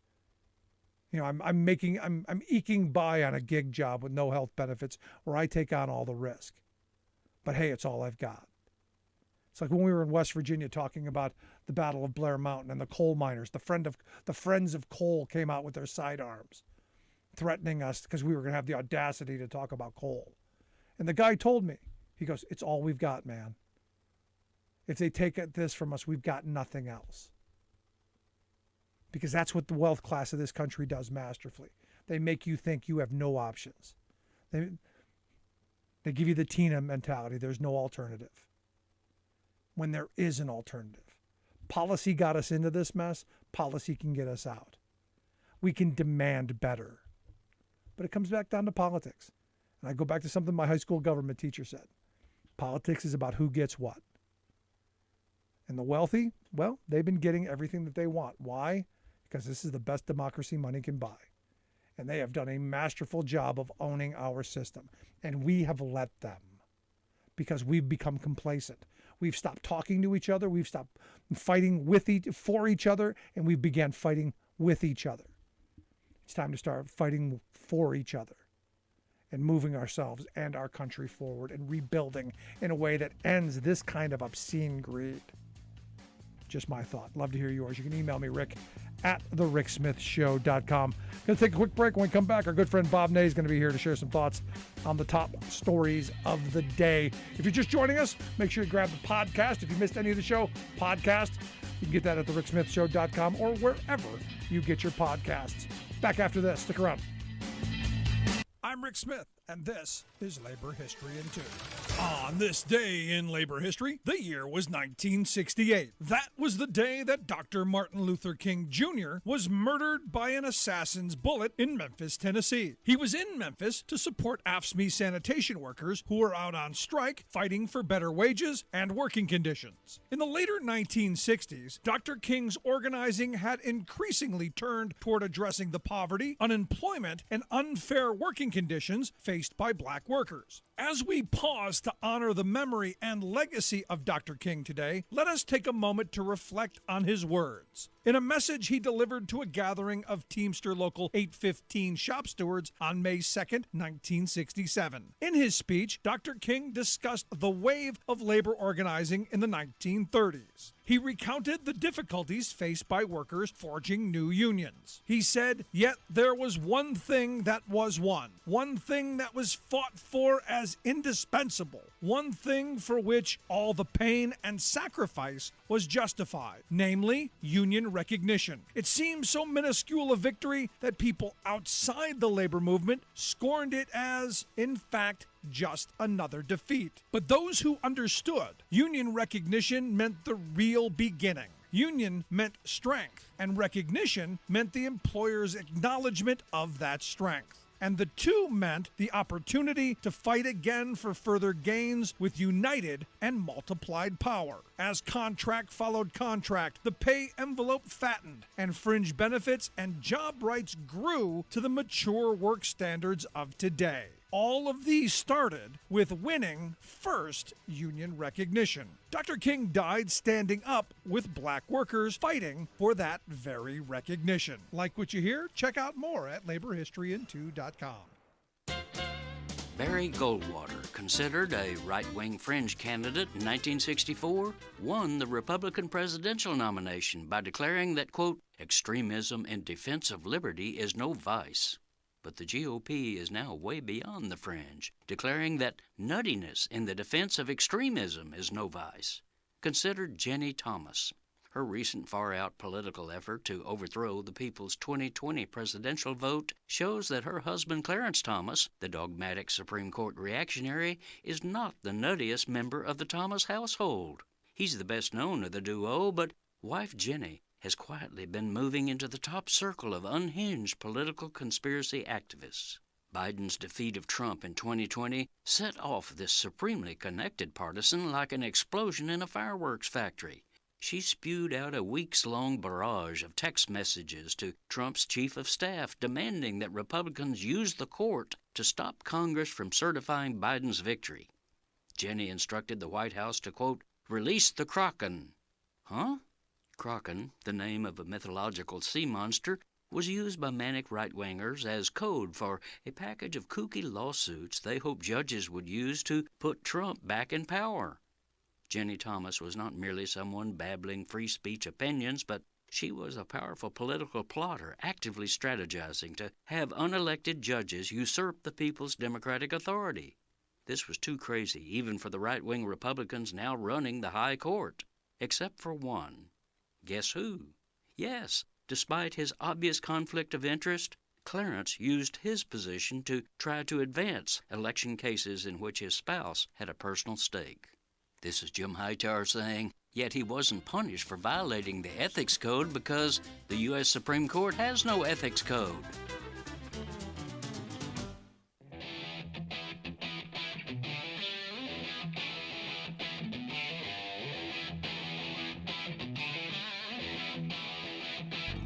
Welcome back to the Rick Smith Show. Now, here is Rick Smith. So, quick shout out to our friends in Madison, Wisconsin, listening on Devil's Radio, WTTN 1580 AM 92.7. Also on 540 AM WAUK and 101 FM The Shaw in Waukesha, Wisconsin. Thanks for joining us. The Forward State in the house. Great to have you on board. Look forward to hearing your thoughts, questions, comments. Email me, rick@thericksmithshow.com. Some interesting news. The CDC is looking to revamp. And you know, they have taken a beating throughout this pandemic, and the right wing is it's been their chew toy. And I'm curious, to see what they come up with. They say it's time to step back and strategically position the CDC to support the future of public health. I wonder what that means. Anyway, here to share some thoughts on the top stories of the day. Maybe a thought on where the CDC goes. I've asked our good friend, former Ohio Congressman and political analyst Bob Ney to come share some thoughts. Bob, thanks for taking time for us. Thank you, Rick. So, what do you think this means? We're going to revamp the CDC. Well, the Center for Disease Control, Rick, and the prevention director, Rochelle Walensky, is announcing the plans to revamp the agency, and of course they have come under blistering criticism, no question about it. But I guess what I would throw out here is what compels them to feel they're going to have to revamp, and what are they going to revamp about? Yeah, I'm just trying to throw that out. Sometimes if you try to satisfy somebody by saying, okay, we're going to revamp the agency, just to say it, I would say that if they have something to defend, which I think they have, something to defend, then you defend it. And don't just make the blanket, we will revamp. I think probably part of the problem that the CDC has had is something completely out of their control. Nobody has had to, I'm trying to think of, and correct me if I'm wrong, of some national health pandemic in our lifetime, I'll be 68, that an entity had to make, super fast, quick decisions. Just even look at the vaccine. Yeah. In 1 year's time. So I think that, if anything, they can talk about how they would revamp handling, incoming emergencies, which is basically what we had. Yeah, and especially when you're talking about a society that doesn't understand that this isn't like changing a car part. That things change, things evolve as new information comes on. You have to reevaluate, and you're constantly reevaluating and constantly moving, and parts are constantly moving. Look, did they make a lot of mistakes? Sure, and don't you expect that though? Yes. Again, this is the fastest, and somebody correct me if I'm wrong, but this is the fastest that any health agency has had in our modern times has had to respond to something that has, almost a weekly change to it. Whether it was the virus, where was it coming? How do you handle the masking? How do you handle the distance? The transportation? Oh, here comes Delta. Here comes Omicron. Here are the vaccinations being proposed. Just a whole plethora of things. Now, when she says Walensky, when she says and I think in her statement she said she was going to focus on the agency's core capabilities, which would be, beefing up the workforce. You have to have people to do this. The data, she talked about that. The laboratories, rapid response to disease outbreaks, that's number one right there, rapid response to disease outbreaks. Remember President Obama and Ebola? Yeah. He staved off a crisis. And preparedness. Now, if that's what we're talking about revamping, that's cool. If we're going to take the usual, we're going to revamp the agency, and we're going to cut them, and we're going to downsize this and do that. No. But I think that what she's outlined, is definite, it's capable that they can do that. But I think also she needs to make it clear to defend the agency that they have had to live under a very, very unusual time. No, I saw it as a political move because, they're taking a lot of arrows. They see that the potential of new leadership in Washington, the possibility of Republicans taking the House and Senate. I'm hoping that doesn't happen. But I see this as preparing for that, going, no, we've addressed all of your bizarre, twisted concerns. Because every day there's a new claim that, the CDC's done this or that. And look, you're right. Every day this is evolving and it's fast. And also, don't forget the kooks that are out there, accusing them of all of this nefarious stuff. I don't think you've had to deal with that kind of situation in the past. Now, have there been kooks in the past? Yes, but not with the kind of organizing capacity and microphone that people have today. Well, that's right. And then there's now this is very interesting. Talk about a political point here. There was a so-called, expert, and they were saying that there needed to be a detailed accounting of why things failed in the CDC. And guess when this should have happened? During the transition from Trump to Biden. Yeah. So it's now President Biden's fault that during the transition they didn't do a full force accounting of the CDC. You mean the transition that wasn't allowed to happen because we had a former president that was trying to overthrow the election? Is that what you mean? Right. The one that they didn't even know if they could hire staff. Yeah. Okay. I just wanted to make sure we were clear on that because when all that seditious activity was going on, when there wasn't a peaceful transfer of power, going on, then nobody was hiring staff. I just wanted to make sure I was getting that clear. Yeah, they couldn't move. I mean, they were lucky to be able to even turn the lights on the first day. And I think what's important is that we recognize, yes, the CDC wasn't prepared for what came because it wasn't even in our psyche that this kind of thing was being unleashed on the planet. So were they prepared that somebody sat and said, well, let's put all this in place and have ships out there in case we have some kind of pandemic one day? Nobody does that. Yeah, so but shouldn't they? CDC This is where I go. Shouldn't they have been better prepared? Because isn't this why we pay them? Isn't this part of their mission to game this stuff out and to be thinking these big? Isn't this why we have these organizations? Or am I just being too utopian in my thinking that we have these organizations for that reason? Well, I think that's why we have them. I don't think they can prepare for everything under the sun, but what they can do is to react, swiftly as possible in a fast manner, and also appropriately. So, if they need to, beef that up and make that work better for when there's a crisis, that's great. Yeah. If it's just a matter where they say, well, we need to, just hire a few more people or something, no, that's not good. They need to, break this down and analyze where they were successful and where they weren't. Yeah, you got to do an honest autopsy of what happened. Absolutely. And I'll be honest, I think one of the big mistakes they made right out of the box, and I've told this before, I went to my family doctor right at the beginning of this. I had a checkup or something going on. I don't remember what it was.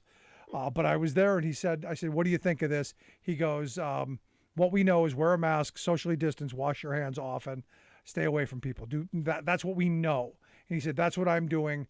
And this is when the CDC was saying, "Oh, you don't have to wear a mask. Don't worry about it." He was going, "No, what we know is wear a mask, socially distance, wash your hands." He said that my doctor was very clear on that. I think their early mistake was saying you don't have to wear a mask, and I think they did it for the reason that they knew we didn't have enough that people would go out and there would be a run on them. I think they did it for the reason that they were going to need them strategically in other places, and they did that because they didn't want to have that run on it. And you're right, and they're definitely not perfect. But as the right comes after this whole thing and wants to take it apart, it still has good components. I'll tell you, the second mistake that they made which I thought that at the time was atrocious because it's the honor system, which doesn't always work. And that is when they said, oh, and people were just really kind of getting into the groove on masks and early on.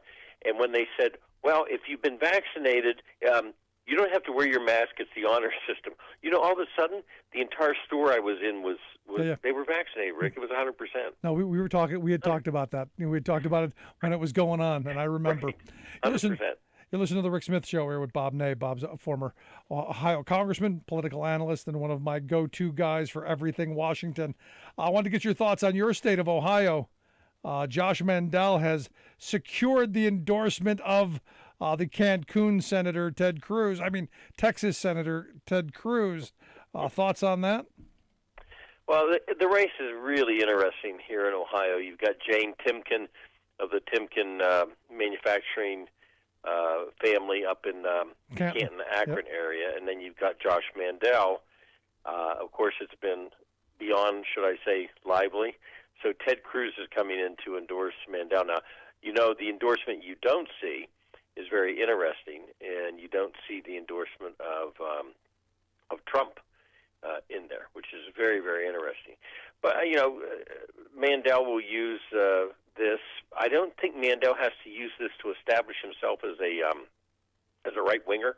He's already got that out there. I think that's already been done. Yeah, he's crazy enough. He'll pass. Even though he got thrown out of Trump's fundraiser, he tried to show up and they threw him out. Yes, he did. He's still far enough to the right that the Loon Brigade will find him acceptable. Well, this is going to be very, very interesting how they carve this out. And also Mandel, and there was a candidate, his name's Gibbons, and they had a big time. It didn't have the slap the Oscars had, but it came close. and the things that they said to each other and that had to be bleeped out. So yes, it was very, very lively. I still think I'd have taken the old guy. I think I'd have taken the old guy in that. Right. This all does not help the Republican Party.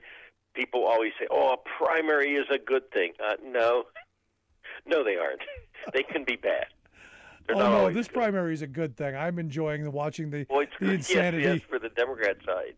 Let them eat their own. And I love the fact that the Democrats haven't really begun eating each other and just let the Republicans do their thing. Well, is there going to be a complete primary in Ohio? No, I don't think so. Because look, the criming that's going on in your state, the Republicans are basically flipping their nose at the Supreme Court, saying basically we're not going to do our job, and you can't make us. This seems like one of those we're not going to do our job and you can't make us, because they're not. At what point does someone go to jail, Bob? Well, here's what they're doing. Right now, the redistricting officials are arguing with the Supreme Court, and whether one likes the Supreme Court of Ohio or the U.S., they make eventually a decision. Right. And guess what? Unless you want to change our system, that decision counts. Okay.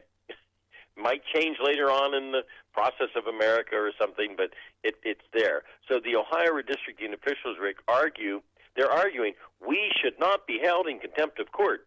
Now, they can argue that all day long.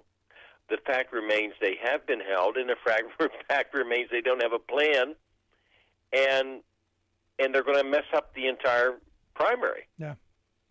And I guess you're going to have two primary dates then? I guess that's the new thought? Right. The Secretary of State, I think, said probably about a week ago, look, this isn't going to work.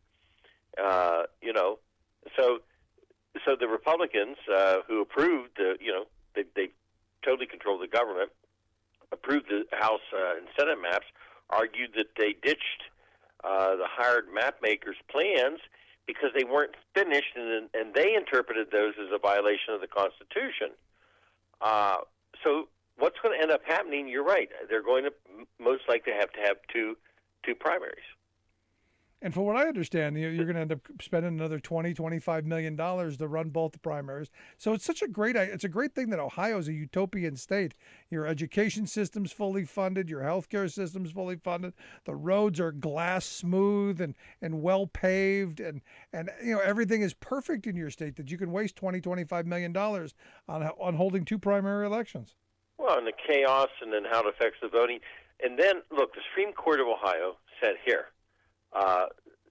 take this map back. So, what did they do last week, the Redistricting Commission? Last week, they approved a map that is basically, except maybe for a couple of townships, identical to the House and Senate districts that was rejected by the Ohio Supreme Court by a 4-3 majority previous weeks before that. Can't the Supreme Court just impose a map like they do here in Pennsylvania?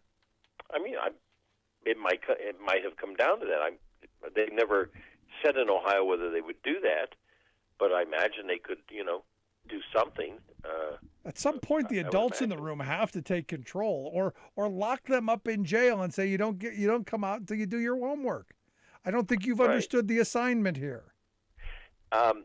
Also, now this is interesting. The attorneys for Governor DeWine. This is an interesting argument. I can't slight him for this one. The attorneys for Governor DeWine argued that he couldn't be held responsible for failing to achieve an impossible task, is what his attorneys came up with. I thought that was creative. Oh, my goodness. Finally, I wanted to get your thoughts on the prospect that Sarah Palin could be a congresswoman from Alaska, because today, I guess, I think it was today, she picked up the endorsement of the former guy. Right. Well, now let's face a fact here. Who better, think about this, not just in Alaska or in America or the world, who better to watch Putin than her? Yeah, because she can see him from the backyard. She can see from her back porch. Yeah. Come on, you got to agree with that. She could see Russia. Remember, she said that. She didn't say that. Yes, she did. No, she didn't. Yes, she did. No, she didn't. That was Tina Fey who said that. I'm going to attribute it to Sarah Palin. I don't care. I've already said it on 4 radio stations today, so it's now a fact in 4 states.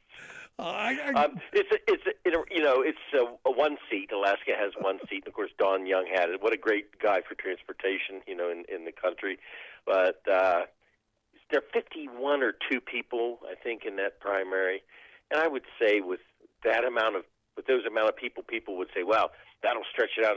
I think this gives it to Sarah Palin. Yeah, name recognition, and so sure. we'll get crazy in the House. And she'll be entertaining. She will be. The question then becomes, what kind of fight does she get with the Boberts and the Marjorie Three Names?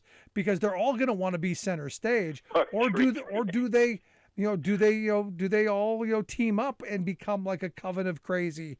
I mean, that's the intrigue that I'm interested in. Well, you might have a gun battle there with Marjorie Three Names and Sarah. They might draw on each other. There you never go. know. Yeah, right gun fetish Barbie, and yeah, interesting. Yes. Nice. Now I've been to Sarah Palin's house. We when we were in Wasilla, we went by her house, and it's a beautiful place and good for her. I would never leave if I was her, and I hope she wouldn't. But now you know what? One thing will happen though, and this always happens when a celebrity of type, somebody with a big name gets in, and I can only refer back to being in the Mansfield room. I'll never forget this as long as I live. I wrote about it in my book. And in walked the new senator named Barack Obama. And everybody was so excited. We all said hi. And I remember a couple of the old bulls, I'll call them, and by the way, some of them were on the Democrat side, saying, he'll learn how this place works. Well, in a couple of years, he was, quote, running the place. Yeah. So please don't make that prediction. Please. No, she's not going to be president. But what I'm saying is, being a celebrity when you come in causes people to, grumble. So Marjorie Three Names is probably not going to like her because Sarah will get a spotlight. Just like Barack Obama came in, he had a spotlight. There you go. Except he was successful for presidency. Well, we'll see how this Sarah plays won't. out. I'm waiting for let me see that. Now that could be a reality show right there. The tales of Marjorie Three Names and the wacko from Wasilla. There you go. There we go. But Bob, I appreciate the time. As always, great stuff, my friend. Thank you. Our good friend Bob Ney. Love to hear your thoughts. You can email me, rick@thericksmithshow.com. Quick break, right back to wrap things up. Stick around. You're listening to The Rick Smith Show. We're working people. Come to talk.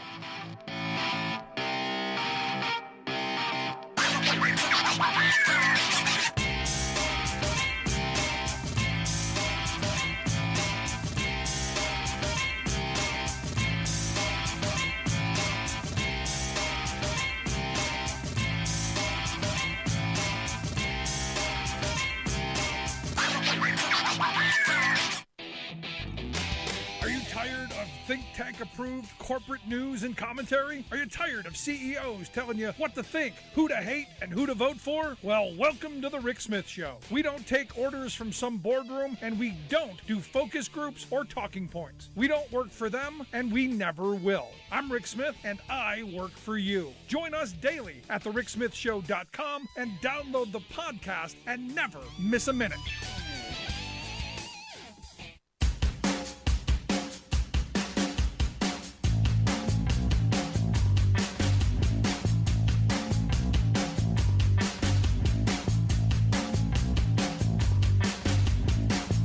Welcome back to the Rick Smith Show. Check out our website, thericksmithshow.com. Questions, comments, something on your mind, you can email me, Rick, at thericksmithshow.com. So, again, the thought of Sarah Palin in the House, oh, the fun, the entertainment that would bring us.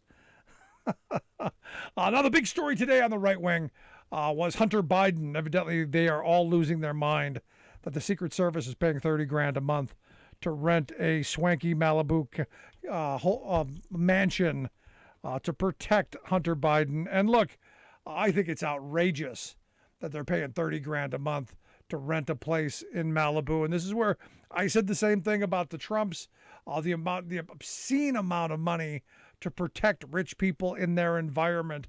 Sorry, I think if you want protection, you're going to have to move to Duluth, where the rents are a little bit cheaper. I think if you're going to get Secret Service protection, maybe you need a room that you're going to have to give them. I think we're spending a lot of money on this, and I may be out on the fringe here. Look, we spend so much money on things that we shouldn't, when we should be spending those resources on feeding hungry children, on finding homes for homeless veterans, on ending childhood poverty, ending homelessness, ending our dependence on you name it. There are so many things we should be doing with resources. Not renting a place for $30,000 a month. It just seems obscene to me. Now, the right wants to make it a big deal about, well, it's Hunter Biden. And look, don't care about Hunter Biden, not even a little bit. Did he make some crummy deals that enriched himself? Yeah, a lot of corporate America does. A lot of the politicians' kids do. Yep. Unless you can tie it to a quid pro quo between Biden and the kid, that the kid went to him and said, "Do this, Dad, and I can get this," and that there was a quid pro quo agreement that Biden bought into. I don't care about it, because I know it's not there, and no one's been able to show that. If you can show me that, now we got a different ball of wax.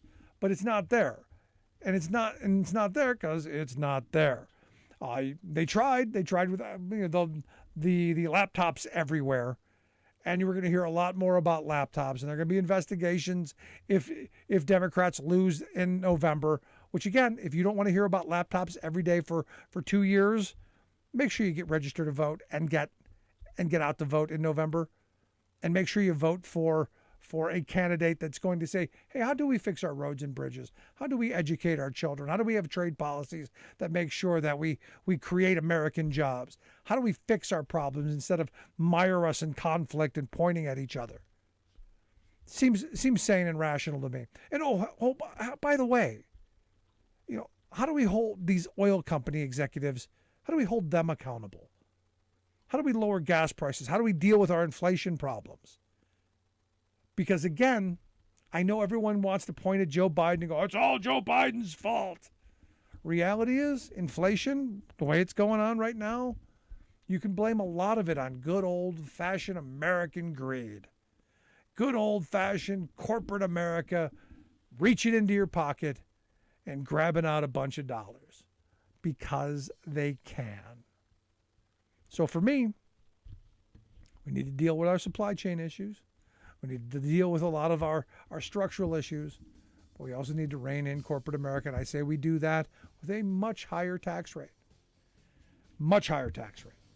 Just my thoughts. I'd love to hear yours, though. If you've missed any of today's program, thericksmithshow.com, that's where you go to get the podcast, or wherever you get your podcasts. I hear it's fabulous, something you're going to want to get, share with your friends and neighbors. Also, you can email me, rick@thericksmithshow.com. Welcome to our good friends on the news stations in Wisconsin. I love having you aboard. I'll look forward to hearing from you. Thanks for being here. We'll see you back here next time. Rick Smith Show. Email Rick at rick@thericksmithshow.com. Until next time, this has been The Rick Smith Show, where working people come to talk.